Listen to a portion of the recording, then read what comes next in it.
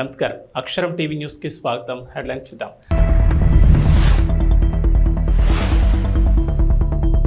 భూమి బద్దలైన ఆగస్టు 15 లోపు రుణమాఫీ రేవంత్ రెడ్డి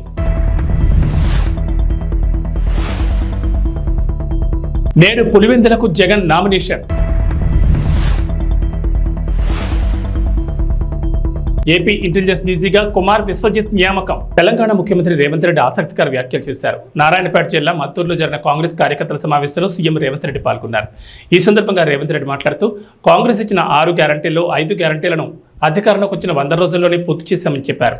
10 ఏళ్ల అధికారంలో ఉన్న కేసీఆర్ ఎన్నికల హామీలను నెరవేర్చలేదని మండిపడ్డారు. కేసీఆర్ చేసిన రుణమాఫీ బ్యాంకుల వడ్డీలకే సరిపోలేదని విమర్శించారు. ఆగస్టు 15 లోపు 2 లక్షల రైతు రుణమాఫీ చేస్తామని సేవాలాల సాక్షిగా తాను మాటిస్తున్నానని చెప్పారు. నిన్న మాట ఇచ్చిన 15 ఆగస్టు లోపల తప్పకుండా 2 లక్షల రూపాయల రైతు రుణమాఫీ చేసే బాధ్యత నాది.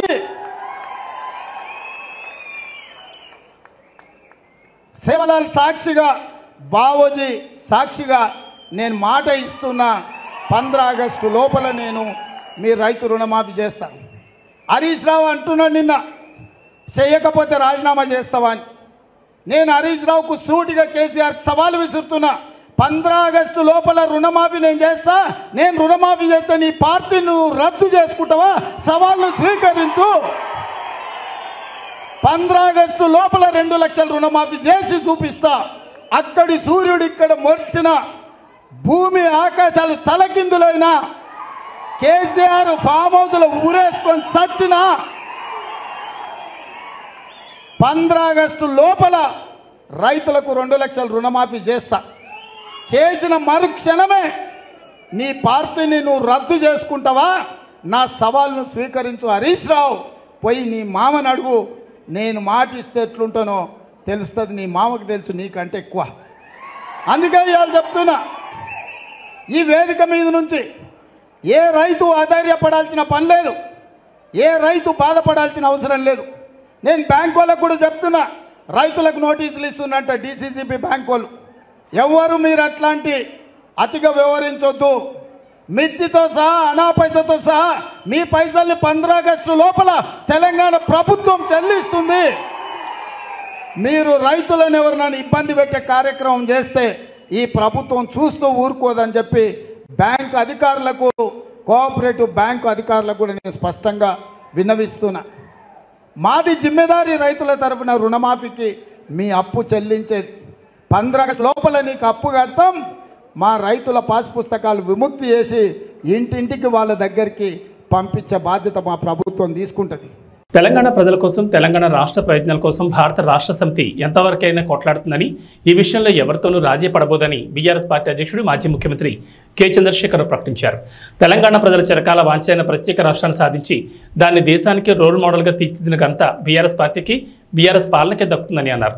మంగళవారం తెలంగాణ భవన్లో కేసీఆర్ ఆధ్వర్యంలో కృష్ణా బేసిన్ పరిధిలోని మహబూబ్ నగర్, రంగారెడ్డి, ఖమ్మం, నల్గొండ, హైదరాబాద్ ఉమ్మడి జిల్లాలకు చెందిన మాజీ మంత్రులు, ఎమ్మెల్యేలు, ప్రజాప్రతినిధులు, పార్టీ ప్రముఖులతో సమావేశం జరిగింది. జై తెలంగాణ,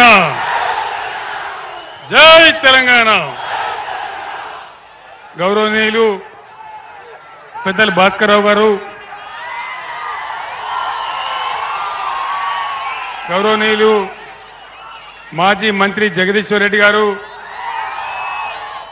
గౌరవనీయులు బీఆర్ఎస్ పార్లమెంట్ అభ్యర్థి శ్రీ కృష్ణారెడ్డి గారు, టపాకాయలు వేల్చేది ఆపాలయా? టపాకాయలు వేసుకోవడం మనోడేనా? సరిగ్గా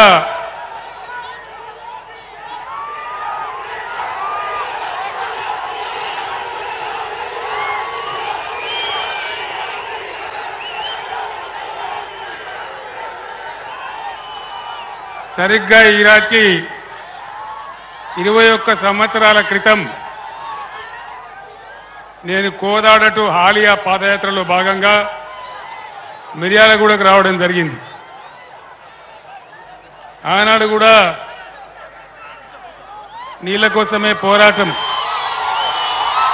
ప్రజల కోసమే పోరాటం. కూర్చోలే కూర్చో. తెలంగాణకు మొదటి నుంచి నేటి వరకు ప్లీజ్ తమ్ముడు ఆగాలి. నో స్లోగన్స్ ప్లీజ్, నినాదాలు బంద్.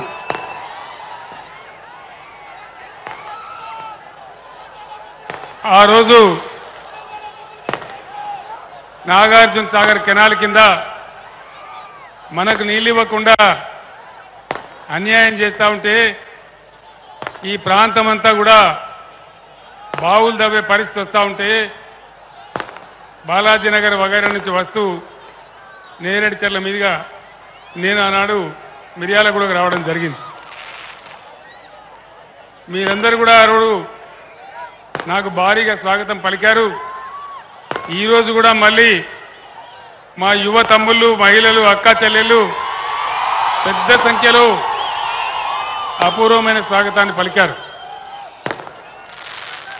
భాస్కర్రావు గారు ఆ టపాకాయలు ఆపమని చెప్పండి బాబు. ఆ టపాకాయలు ఆపాలి బాబు. నేను 15 నిమిషాలు మాట్లాడతాను, టపాకాయలు ఆపాలి దయచేసి. వెంటనే ఆపేయాల.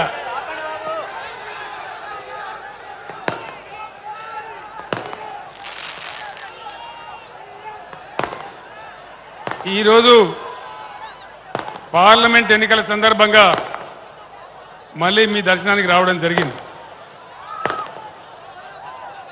ఏం జరుగుతూ ఉంది ఈ రాష్ట్రంలో? 4-5 నెలల క్రితం ధీమాగా ఉన్న రైతు ఈరోజు దిగాలు పడి చాలా బాధలో ఉన్నాడు.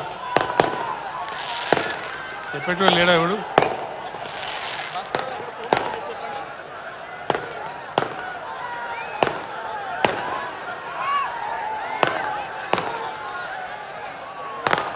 మీ అందరితోని నేను ఒక 4-5 విషయాలు మాత్రం మనవి చేస్తాను.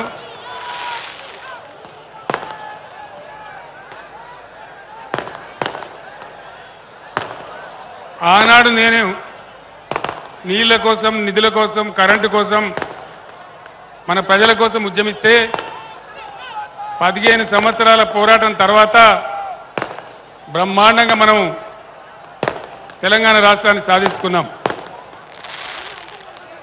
ఈ టపాకాయలు కాల్చేటోడు మనోడేనా మందోడవాడు?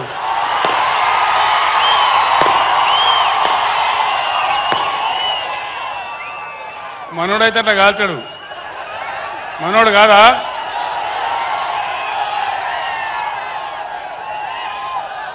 దయచేసి పోలీసు మిత్రులు ఆ టపాకాయలు ఆపేయాల. అది ఎన్నికల నియమావళికి విరుద్ధం, ఆ విధంగా చేయకూడదు. నీళ్లు ఆనాటి నుంచి ఈనాటి వరకు మన పోరాటం నీళ్లు. తెలంగాణ బతుకే నీళ్ల మీద పోరాటం. ఈరోజు ఈ జిల్లాలో మినిస్టర్లు ఉన్నారు. ఇరిగేషన్ శాఖ మంత్రి స్వయంగా ఇక్కడ ఉన్నాడు. వీళ్ళు దద్దమ్మలాగా పోయి నాగార్జున సాగర్ కట్ట మీద కేంద్ర ప్రభుత్వానికి అధికారం ఇచ్చేసినారు, కేఆర్ఎంబీకి అప్పచెప్పినారు. మీరందరూ కూడా చూసినారు ఆ విషయాన్ని కల్లారా. మీ అందరు నేను ఒకటే, కోపం వచ్చిందో ఏం భ్రమల పడ్డారో, పాలిచ్చే బర్రెను ఆయన అమ్మేసి దున్నపోతుంది తెచ్చుకున్నారు. ఇక తర్వాత ఏం నడుతుందో 3వ నెల పోయినా నా కట్టె కాలే వరకు తెలంగాణకు అన్యాయం జరిగితే చివరి శ్వాస దాకా కూడా పులిలాగా లేచి కొట్లాడతా తప్ప పిల్లిలాగా ఉండను. ఎట్టి పరిస్థితులలో 600 ఏ విషయంలో కూడా తెలంగాణకు అన్యాయం జరగనివ్వను. కొట్లాడదాం. కృష్ణా జలాలు కేఆర్ఎంబీ అంటే కృష్ణా రివర్ మేనేజ్మెంట్ బోర్డుకు భద్రపల్లాగబోయి అప్పచెప్పినారు ఈ గవర్నమెంట్. ఇది చిల్లర మల్లర రాజకీయ సభ కాదు, రాష్ట్ర ప్రభుత్వానికి కాదు, రాష్ట్ర నాయకులకు కాదు. ఇలా నీళ్లు వంచడానికి సిద్ధంగా ఉన్నటువంటి బ్రిజేష్ కుమార్ ట్రిబ్యునల్కు కానీ, కేంద్ర ప్రభుత్వానికి కానీ, కేంద్ర నీటిపారుదల మంత్రికి కానీ, మన నీళ్లు దొబ్బిపోదామనుకునే స్వార్థ శక్తులకు కానీ ఒక హెచ్చరిక ఈ నల్లగొండ చెలో నల్గొండ సభ. చెలో నల్గొండ ఇయ్యంగానే పిక్క పిక్క చచ్చుడు. ఇజ్జత్ మానం పోతుంది రాబాయి కేసీఆర్ బొబ్బ పెడితే ఏం చేస్తామంటే ఏం చేస్తామని చేతులు విసుకొని కాళ్ళు విసుకొని అర్జెంటుగా బడ్జెట్ పక్కకు పెట్టి శాసనసభలో తీర్మానం పెట్టింది. ఆ తీర్మానం కూడా చక్కగా లేదు, వాళ్ళ తెలివి సల్లారా. సాగునీళ్ళు తాగునీళ్ళు అని పెట్టినరు, కరెంటు ఉత్పత్తి పెట్టలేదు మళ్ళీ దానిలో ఆ తీర్మానంలో కూడా. అంత తెలివి తక్కువ తీర్మానం అది పెట్టి ఇక మామ అనిపించుకున్నారు. మేమంతా సిద్ధం బస్సు యాత్రతో రాష్ట్రాన్ని చుట్టి బుధవారం రోజు బస్సు యాత్రను ముగించిన ఆంధ్రప్రదేశ్ ముఖ్యమంత్రి వైసీపీ అధినేత వైఎస్ జగన్మోహన్ రెడ్డి పులివెందుల ఎమ్మెల్యే అభ్యర్థిగా నేడు నామినేషన్ దాఖలు చేయనున్నారు. మొదట సిద్ధం సభలు, ఆ తర్వాత మేమంతా సిద్ధం బస్సు యాత్ర ద్వారా రాష్ట్రం మొత్తాన్ని చుట్టేశారు జగన్. మూడో విడత ప్రచారానికి ఆయన సిద్ధమవుతున్నారు. ఈ లోపు తన నియోజకవర్గం పులివెందులో నేడు ఎమ్మెల్యే అభ్యర్థిగా నామినేషన్ వేస్తారు. ఇప్పటికే జగన్ తరఫున Pulivendula municipal vice chairman YS Manohar Reddy ఒక సెట్ నామినేషన్ వేస్తారు. ఈ రోజు మరో సెట్ని జగన్ స్వయంగా దాఖలు చేయనున్నారు.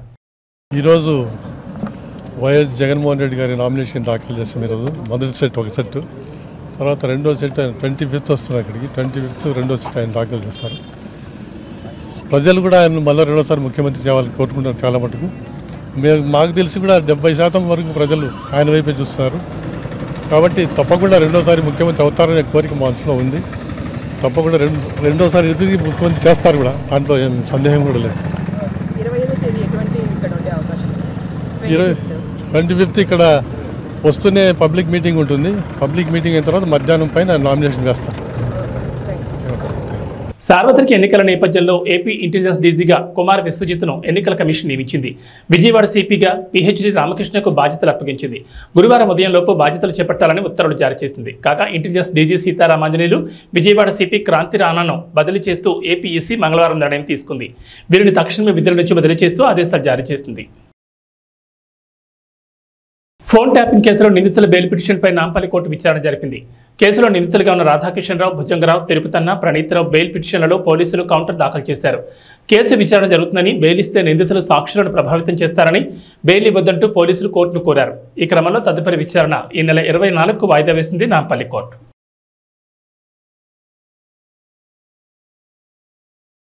ఎన్నికల ప్రచార నిమిత్తం ప్రధానమంత్రి నరేంద్ర మోడీ వచ్చే నెల 3, 4 తేదీల్లో రాష్ట్రంలో పర్యటించనున్నారు. ఈ 2 రోజుల్లో కనీసం 4 లేదా 5 ఎన్డీఏ బహిరంగ సభల్లో ప్రధాని మోడీ పాల్గొనేలా సమాలోచనలు జరుగుతున్నాయి. అనకాపల్లి, రాజమహేంద్రవరం, విజయవాడ, రాయలసీమ ప్రాంతాల్లో ఒక్కొక్క ఎన్డీఏ సభ జరగనుంది. తెలుగుదేశం, జనసేన, భాజపా నాయకులు త్వరలో ప్రత్యేకంగా సమావేశమై ప్రధాని పాల్గొనే సభలు, రోడ్ షోలపై రూట్ మ్యాప్ ఖరారు చేస్తారని భాజపా ఉపాధ్యక్షుడు సూర్యనారాయణ దాస్ తెలిపారు.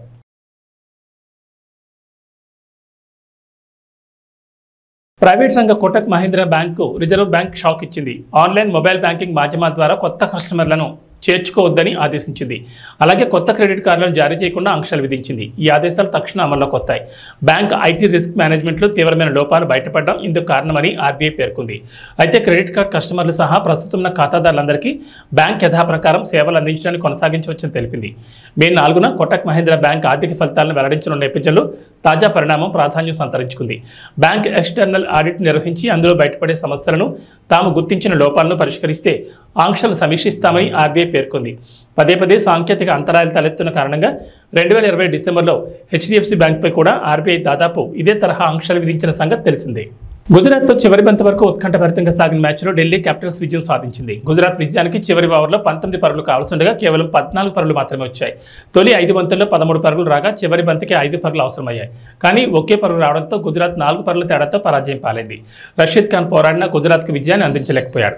ఈ మ్యాచ్లో తొలుత బ్యాటింగ్ చేసిన ఢిల్లీ నిర్ణీత 20 ఓవర్లలో 4 వికెట్ల నష్టానికి 224 పరుగులు చేసింది. గుజరాత్ 220 పరుగులకి పరిమితమైంది.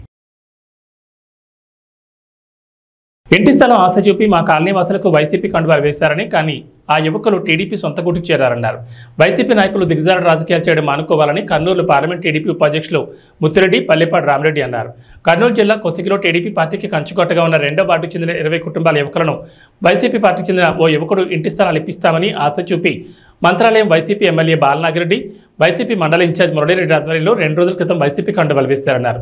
బుధవారం తిరిగి సొంత గూటికి టీడీపీ పార్టీ కండువాలను కప్పుకున్నారు.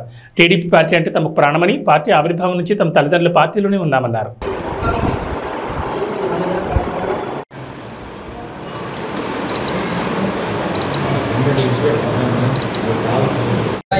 20 సంవత్సరాల నుంచి ఒక తెలుగుదేశం పార్టీ కొనగనగిరి అని అండగా ఒకే పార్టీగా కొనసాగింది.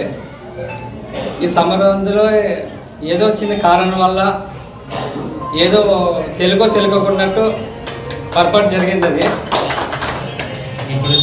ఇప్పటి నుంచి అలా జరుపుకున్నట్ల మా కొనగనగిరి అనేది ఒక ఐకమత్యంగా, ఒక నిజాయితీగా, ఒక అండగా ఉండాలని, పక్కకి వెళ్తే పోమని ఈసారి మీ అందరికీ పార్టీ తరపు నుంచి మన బీసీకి రాఘవేంద్ర రెడ్డి కానీ మన బీసీ వాల్మీకి వచ్చిందనుకో మన దగ్గరుండి ఈరోజు మంత్రాలయం నుండి ఒక తెలుగుదేశం జెండా ఎగరేయాలని ఈరోజు మా పెద్దలందరూ కలిసి ఈ నిర్వహించడం జరిగింది. తెలుగుదేశం పార్టీకి మేము ఎప్పటికీ అండగా ఉంటాము. జై తెలుగుదేశం, జై చంద్రబాబు.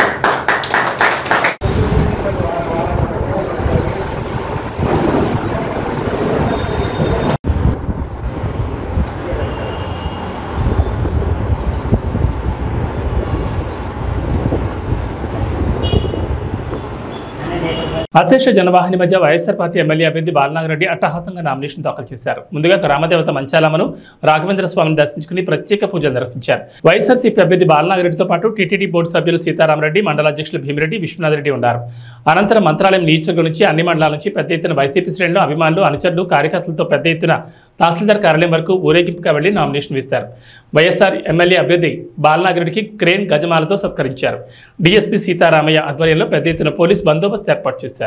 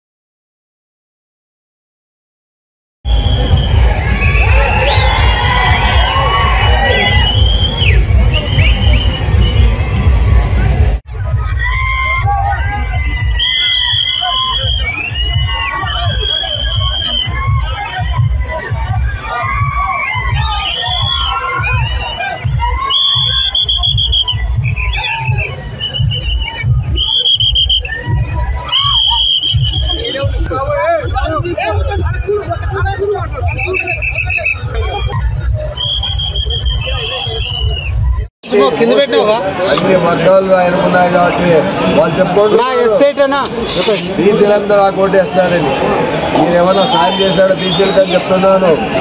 బీసీలకు కాదు ఆయన సాయం చేసింది ఆయన సొంత.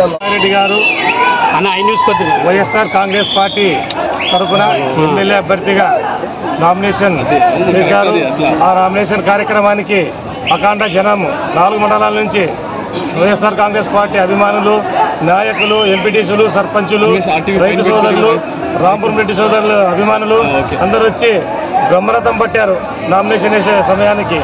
అది ఏంటంటే వైఎస్ఆర్ కాంగ్రెస్ పార్టీ జగన్మోహన్ రెడ్డి చేసిన సంక్షేమ పథకాలైతేమి, మన రాంపురం రెడ్డి సోదరులు స్వయాల ప్రతి ఒక్క ఫ్యామిలీకి మండలంలో 4 మండలం అంటే ఏమనేది జనజాతరలోనే తెలిసిపోయింది. గెలుపోయింది. మనమంతా ప్రతి గ్రామాల్లో వార్డుల్లో ప్రతి ఒక్క బూత్కి వెళ్ళి ఓటింగ్ శాతం పెంచి మన శాసనసభ్యులను భారీ మెజారిటీలో గెలిపించుకోవాలా.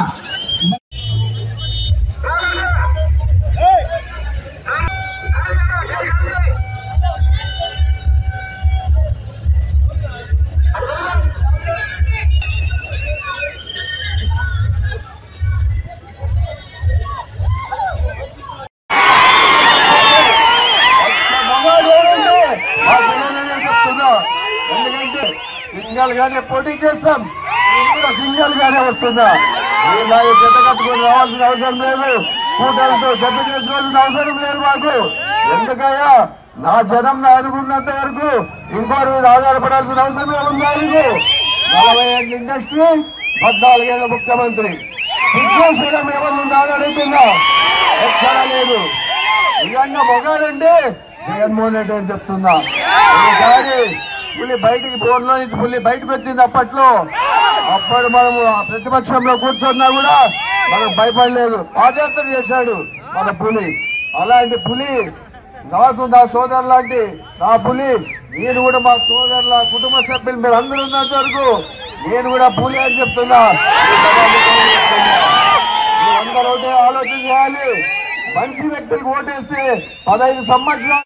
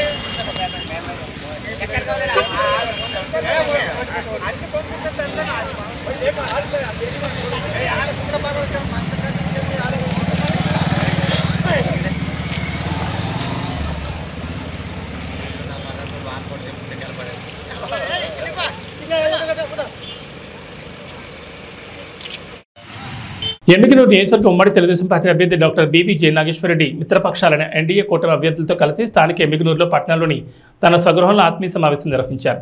ఈ సందర్భంగా మాట్లాడుతూ జగన్ రెడ్డి బదిలీది మెగా డిఎస్సీ కాదు దగా డిఎస్సీ అని మండిపడ్డారు. రాష్ట్రంలో 50,892 ఖాళీలుంటే 6,100 పోస్టులకే నోటిఫికేషన్ ఇవ్వడం నిరుద్యోగుల్ని వంచడమే అని పేర్కొన్నారు. డిఎస్సీ పేరుతో ఎన్నికలను దృష్టిలో పెట్టుకుని జగన్ రెడ్డి కొత్త డ్రామాకు తెరతీశారని పేర్కొన్నారు. ఆంధ్రప్రదేశ్ రాష్ట్రంలోని నిరుద్యోగుల్ని మరోసారి వంచడానికి జగన్మోహన్ రెడ్డి సిద్ధమయ్యాడని, రాష్ట్రంలోని యువత జగన్ మాటలకు మోసపోకుండా జాగ్రత్త పడాలని ఆయన వాపోయారు. జనవరి 1న జాబ్ క్యాలెండర్ విడుదల చేస్తానని 4.5 ఏళ్లు జగన్ చేసింది శూన్యమని పేర్కొన్నారు. మరి మేము అడుగుతున్నాం సూటిగా, గంజాయిని పెంచి కులాలు మాత్రం ఆ దేశంలో ఎక్కడ రాష్ట్రం నుంచే ఉన్నాయి. మీరు యువతని ఈరోజు మోసం చేసిన తీరు ఎలా ఉందంటే, ముద్దుల మీద ముద్దులు పెట్టి ఆ రోజు పాదయాత్ర చేసి పాదయాత్రలో నేను మాట తప్పను మడమ తిప్పను అని చెప్పిన మీరు యువకులకు, ముఖ్యంగా రాష్ట్ర యువతకు క్షమాపణ చెప్పాల. మీరు చెప్పారు జగన్మోహన్ రెడ్డి గారు మద్యపాన నిషేధం చేస్తాను, అదే రకంగా మద్యపాన నిషేధం చేసిన తర్వాత నేను ఎన్నికలకు పోయే ముందు ఏ ఊరికి పోయినా, ఏ వాడకు పోయినా, ఏ వార్డుకు పోయినా ఎక్కడా ఒక్క చుక్క మందు కనపడినప్పుడే నేను వచ్చి ఓటు అడుగుతానన్నారు. అంటే ఇంక ఎలక్షన్లకు నాకు తెలిసినంత మీరు నామినేషన్ కూడా వేయకూడదు. ముఖ్యమంత్రిగా మీరు నామినేషన్ ఏదైతే ఉన్నారో, ఎమ్మెల్యేగా రేపు శాసనసభకు నామినేషన్ వేయకూడదు. మీ పార్టీ ఎక్కడ కూడా నామినేషన్ వేయకూడదు. ఎందుకంటే మీరు మాట తప్పారు. ఈరోజు ఒక్క చుక్క నీళ్లు లేవు ఏ ఊరికి పోయినా, ఏ వార్డుకు పోయినా. కానీ తాగడానికి మందు మాత్రం ఏరులే పారుతా ఉంది. కాబట్టి ఒకటే డిసైడ్ చేసి చెప్తున్నాం మేమందరం కూడా, కౌంట్ డౌన్ ప్రారంభమైంది జగన్మోహన్ రెడ్డి. మీకు ఈరోజు 22 రోజులు. ఇంకా ఈ 22 రోజుల్లో కూటమి ఏదైతే ఉందో, ఇటు బీజేపీ మోడీ గారి నాయకత్వంలో, నారా చంద్రబాబు నాయుడు గారి నాయకత్వంలో తెలుగుదేశం పార్టీ, పవన్ కళ్యాణ్ గారి నాయకత్వం జనసేన, మేమందరం కూడా కూటమి అభ్యర్థులుగా కూటమి సహాయం తీసుకుని ఈరోజు ఎమ్మిగనూరు నియోజకవర్గం నుంచి ఒక సంకేతాన్ని పంపిస్తున్నాం. ప్రతి ఒక్కరం కూడా సమిష్టిగా పనిచేసి యువతని మోసం చేసిన ఈరోజు అంశం ఏమంటే, ముఖ్యంగా మెగా డిఎస్సి మీద మాట్లాడడానికి మేమందరం కూర్చున్నాం. యువతనే కాదు ప్రతి వర్గాన్ని మోసం చేసిన జగన్మోహన్ రెడ్డిని రాజకీయ సమాధి చేయడానికి మేమందరం ఐక్యతగా పనిచేసి ప్రతి ఒక్కరం కూడా రానున్న ఎన్నికల కురుక్షేత్రంలో ఎన్నికల రోజు వరకు ప్రతి ఒక్కరం సైనికుల్లా పనిచేసి ఇటు జన సైనికులు, బీజేపీ నాయకులు, కార్యకర్తలు, అదేవిధంగా తెలుగుదేశం పార్టీ కార్యకర్తలు, నాయకులు అందరం కూడా సమిష్టిగా పనిచేసి ఇక్కడ ఎమ్మిగనూరు నుంచి కూటమి అభ్యర్థి అయిన నన్ను జయనాగేశ్వరాన్ని విజయ పథాన ముందుకు తీసుకుపోతానని ఆశిస్తూ ఈ రాష్ట్రంలో మళ్ళీ ముఖ్యమంత్రిగా చంద్రబాబు నాయుడు గారిని అవ్వడం ఖాయం. ఎన్నికలకు మేము సిద్ధమని చెప్పే జగన్మోహన్ రెడ్డి నీ ఫ్యాన్ రెక్కలు విరగొట్టడానికి ప్రజలందరూ సిద్ధంగా ఉన్నారు. కూటమి అభ్యర్థులైనటువంటి మా అందరికీ 2 బటన్లు, ముఖ్యంగా ఒక బటన్ ఎమ్మెల్యే అభ్యర్థిగా జయనాగేశ్వరుడికి, ఒక బటన్ సైకిల్ గుర్తు, 2వ బటన్ సైకిల్ గుర్తు బస్తిపాటి కురవ నాగరాజు గారికి ఎంపీ అభ్యర్థికి వేసే విధంగా పోవాలని చెప్పి కోరుకుంటూ పేరు పేరున మీకు ధన్యవాదాలు చెప్తూ సెలవు తీసుకుంటున్నాను. ఏదన్నా కానీ రాష్ట్ర ప్రభుత్వం నిర్ణయం పేరుకు మేము కొత్త ధర్మాన్ని పాటిస్తాం. ఏమైనా చిన్న చిన్న సమస్యలు ఉంటే అంతర్గత మాటలు పరిష్కరించుకుంటాం. పార్టీ చూసుకుంటారు ఖచ్చితంగా. వాటిని సమయం ఉంది, మాట్లాడుతూ ఉన్నాం. కొన్ని వ్యక్తిగతమైనటువంటి వారు చెప్పడం జరిగింది. వాటి కూడా పార్టీ మాట్లాడి త్వరగా పరిష్కరిస్తారని చెప్పి నేను తెలియజేసుకుంటే, ఏదైనా ఒక జాతీయ పార్టీ బీజేపీ ఎంతో మందికి వ్యక్తిగతమైన మతభేదాలు ఉండొచ్చు, అనేక రకమైనటువంటి అవకాశాలు కూడా ఉండొచ్చు. కానీ ఒకసారి పార్టీ కేంద్రంలో నిర్ణయం తీసుకున్న తర్వాత, రాష్ట్రంలో కూడా నిర్ణయం అయిపోయిన తర్వాత దాన్ని కట్టుబడి శిరసా వహించిన బాధ్యత భారతీయ జనతా పార్టీ కార్యకర్తలు. జనసేన పార్టీ అధినేత అయినటువంటి పవన్ కళ్యాణ్ గారికి ప్రత్యేక ధన్యవాదాలు తెలియజేసుకుంటున్నాం. వారి కూటమి ఏర్పడడానికి శాయశక్తుల ప్రయత్నం చేయడం జరిగింది. ఎందుకంటే ఈ యొక్క రాష్ట్ర అభివృద్ధి కోసం, రాష్ట్రాన్ని పురోగతిలో తీసుకుపోవడం కోసం అనేక రకాలుగా పాదయాత్ర చేస్తున్నప్పుడు జగన్మోహన్ రెడ్డి గారు అనేక వాగ్దానాలు చేశారు. ఆ వాగ్దానాలు అనేకం కూడా నెరవేర్చినటువంటి పరిస్థితి. ఇంతకుముందు చెప్పినట్టు పెద్దలు ముఖ్యంగా మద్యం, తర్వాత ఇసుక సరళీకృతం చేస్తామన్నారు. తర్వాత ఉద్యోగులకు ప్రతి సంవత్సరం కూడా ఉద్యోగం యొక్క రిలీజ్ చేస్తామని చెప్పారు. ఇంతవరకు కూడా ఎటువంటి కూడా జరిగినటువంటి పరిస్థితి. కాబట్టి మనందరం కూడా ఆలోచించాలి. ఈరోజు రాష్ట్రాన్ని అభివృద్ధి పథంలో తీసుకుపోవాలంటే కేంద్రంలో నరేంద్ర మోడీ గారు ఏ విధంగా అయితే పరిపాలిస్తున్నారో, సబ్కా సాత్, సబ్కా వికాస్, సబ్కా విశ్వాస్ అనే లక్ష్యంతో వారి దేశాన్ని అభివృద్ధి పథంలో నడుపుతున్నటువంటి సందర్భాన్ని చూసాం. ఆయన అభివృద్ధి నచ్చే తిరిగి ఇంతకుముందు ఎన్డీఏలో ఉన్నటువంటి టీడీపీ గవర్నమెంట్ టీడీపీ వారు మళ్ళా రావడం జరిగింది. మరియు దానికి విశేష కృషి చేసినట్టు పవన్ కళ్యాణ్ గారు కూడా ముగ్గురు కలిసి ఈ రాష్ట్రాన్ని అభివృద్ధి పథంలో తీసుకుపోయే విధంగా ఈ యొక్క కూటమి ఏర్పడినటువంటి సందర్భం. అంతేకాదు మన ఆంధ్రప్రదేశ్ కూడా ఒక విజన్ ఉన్నటువంటి నాయకుడు చంద్రమోహన్ గారు, వారు ఖచ్చితంగా సీఎం అయితే అభివృద్ధి పథంలో వెళ్తుందని చెప్పి రాష్ట్ర ప్రజలు కూడా భావిస్తున్నటువంటి సందర్భం. ఇది డబుల్ ఇంజన్ సర్కార్ కావాలి. కేంద్రంలో కూడా రాష్ట్రంలో కూడా ఒకే ఒక ప్రభుత్వం ఉన్నట్లయితే ఖచ్చితంగా ఈ యొక్క రాష్ట్రం ఖచ్చితంగా అభివృద్ధి చెందుతుందని, ముఖ్యంగా పశ్చిమ ప్రాంతంలో ఉన్నటువంటి మనము అనేక సాగునీరు, తాగునీటి కష్టాలని మనం ఎదురు చూస్తా ఉన్నాం. వీటిని ఖచ్చితంగా నెరవేర్చే విధంగా, ఎందుకంటే కేంద్రంలో ప్రభుత్వం ఉన్నట్లయితే అనేక రకాలుగా సహాయ సహకారాలు ఉంటాయి. కాబట్టి ఈ కూటమిని ఖచ్చితంగా ప్రజలు ఆదరించి రాబోయే రోజుల్లో ఈ యొక్క ఆంధ్రలో నాకు ఈ అవకాశం ఇచ్చినట్టు మీ అందరూ కూడా ధన్యవాదాలు తెలియజేసుకుంటాను. నమస్కారం.